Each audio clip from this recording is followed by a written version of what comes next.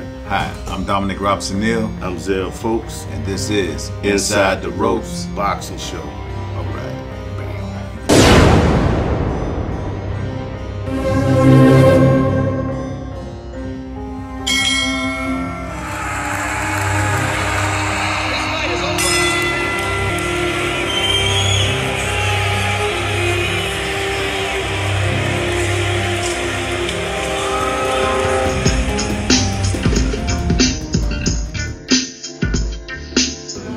Why is it so difficult once you get behind closed doors and the money and the contracts down and signed and all that?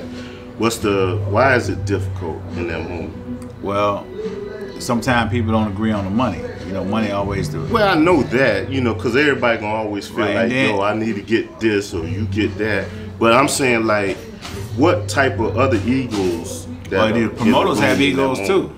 The promoters have egos too. You know what I'm saying? He might this fight, like let's say you have 100 boxes, I have 10. Now, where technically you could have your boxes fight each other.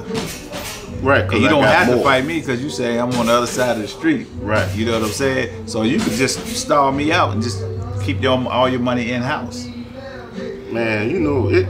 Seems like in all business, it's always coming back to the money, the bread. Like, it's almost like who has the money, you know? Because it's not really about talent in that moment. Right. That's why I tell people don't get confused with promotional push and talent. Because there's some guys you might not ever see have just as much talent as the guy they're promoting. He's just in a better situation. He was in the right place at the right time where he could be seen, and the promoter picked him up.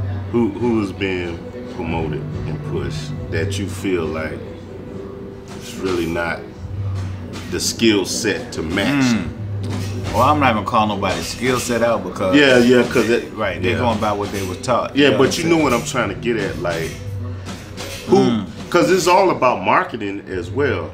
You know what I'm saying? Like, you take somebody like Shaq, a great legend, a great power center and all that, but he's marketable. Right. You know what I'm saying? Because he has the other things too that go along with it. Personality, well, charisma.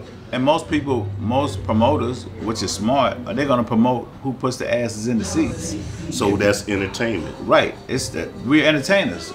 The boxers are entertainers, and the people have to be entertained. So they're gonna put who can entertain the most, who can sell the most tickets, which I don't have a problem with that. You know what I'm saying? Because some people have that it factor and some people don't.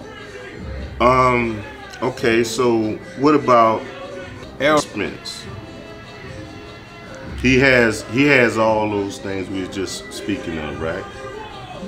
Or do he? Errol is a good fighter. Let's say he's not star-studded like Canelo. What Canelo's following is humongous. Right, he has a big and the following. Mentality over there is different. So. Correct. So most foreign fighters have a big fan base. I mean, you come to America, right? We really don't have too many black fighters that have a big fan base. You know how we do.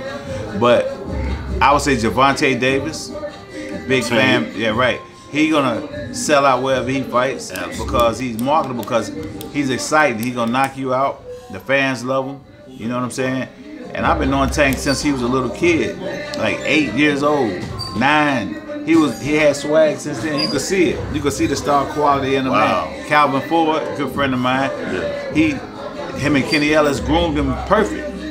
You know what I'm saying? But he always had that swag with him. He had that it factor. He got that it factor that you can't buy or you can't make up. He just got it. That's God given. Yeah. So corporations, sponsors, whoever, when we get behind the closed doors, their agenda is more so of market placement and the value that we can put on this fighter in this moment to make the money. Like Floyd did in this, I say, going toward the end of his career, right? Well, I say Floyd was good, but you gotta look at who Floyd fought. They were drawn. They were the crowd. Like when he fought, okay, I'm gonna give a prime example. He fought Canelo, everybody came.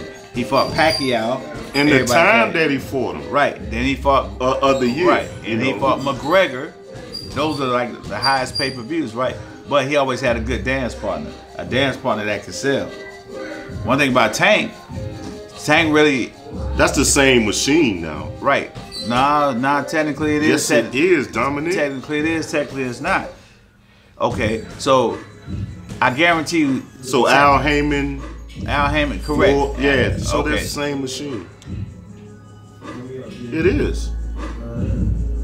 But I think Floyd knew how to maximize those moments. Okay, listen, okay. Because that's smart business. Okay, like, all right, that's just good business. So now, Tank is not, he a free agent now. He gonna have his own. I promise you he's still gonna sell because because of the way he fights. Oh yeah. He's excited. People come to see excitement. You know when you're a good fighter?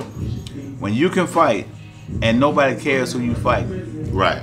So like Mike Tyson. Mike Tyson was fighting jokers you didn't know or never heard of, but people knew Mike probably knock you out in the first round, but they still came to see it because of the show he's putting on, right? Because of the oohs and the ahs and the whole aura of him knocking somebody out, destroying them. That's the way Tank is. Tank can fight, come in here and fight me, and he gonna sell out. Right. No matter who he fights. Because people are looking for the big payoff. Right, they looking for exciting fights. Right. Excitement, the knockout. A guy who boxes, a conventional boxer who's just a boxer. Okay, let's take for example, Terrence Crawford. Pound for pound, he's the pound for pound best fighter in the world. At 135, he was undisputed champ at 140, and he got a belt at 147. Okay, I guess that's what I'm speaking of as far as marketability. Right. Like, okay, the Charlo brothers. Like, if you think about them, they beasts in the ring, right? They walk it, talk it, they do all that, and still they marketable too. Like, people want to see that. People want to hear that. People want to be around that swag and that attitude of how they walk around like lions. Well, in boxing, controversy sells. Right. You understand what I'm saying? So right. If you're just an average, ordinary duck, you probably won't sell. Okay, so that's what I'm saying about Bud. Like when I put a frown on my face, that's when I'm speaking of like the market side of it. Like, do they look at it like, yo, we can really market Bud to this level of greatness of a Floyd? Well, you got just through the media. That's what I'm saying. Not in the ring. Well, that's why you got to have a promoter who's gonna spend money to get them promoted. Like, you might take somebody like Bob Arum. He gonna promote Lomachenko more than he promote Bud Crawford because he had him. He said he couldn't sell, but you the promoter. That's your job. You supposed to make him sell. I bet you Don King could have sold him. You can say what you want about he's Don done King. it before. Yeah, Don like, King done made I don't the best. get into that neither. Right. I mean, because we don't know what goes on, really. But Don could do it. Yeah, absolutely. Don made some great fights and some of the biggest fights ever in boxing history. Yes, he did. Shout out to Don. And everybody was fighting. Right. You know what I'm saying? That's the other thing. You had the best fight the best. Yeah. Sometimes you had the best fight the best and neither one of them had a belt. You know what I'm saying? It just, you like back then when it was on ABC, you see good fights. Good, and they were free. But it was two contenders fighting each other. You know, nowadays you got social media, right? So social media sort of mess boxing up. So let's say, for example, guys don't want to get embarrassed. They don't want to get on here and somebody dogging them on social media because we're a little thin-skinned now. But back in the day, guy didn't care. You go in the fight, get knocked out, you back to doing this thing the next day. But social media has guys that don't want to lose the O. But some of the best fighters ever had a loss or 2 losses on their record. You know what I'm saying? That don't define a fighter. But no, I wouldn't say that. But say what? That it wouldn't define them, you know, just because you lost. That happens in that type of sport. Yeah, that's what I'm saying. But now, what I'm saying, the younger generation coming up, that's what they're thinking about. I don't want to lose. So they don't want to get, if you lose on social media, they're going to dog you out. Yeah, because sometimes it's about how you lose, too.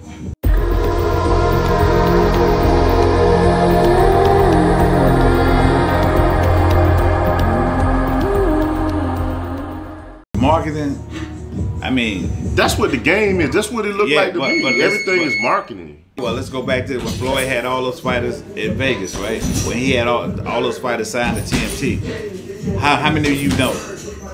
He was standing beside him after every fight. But he only really pushed one. Come on, let's be honest. He didn't have any before Gervonta came.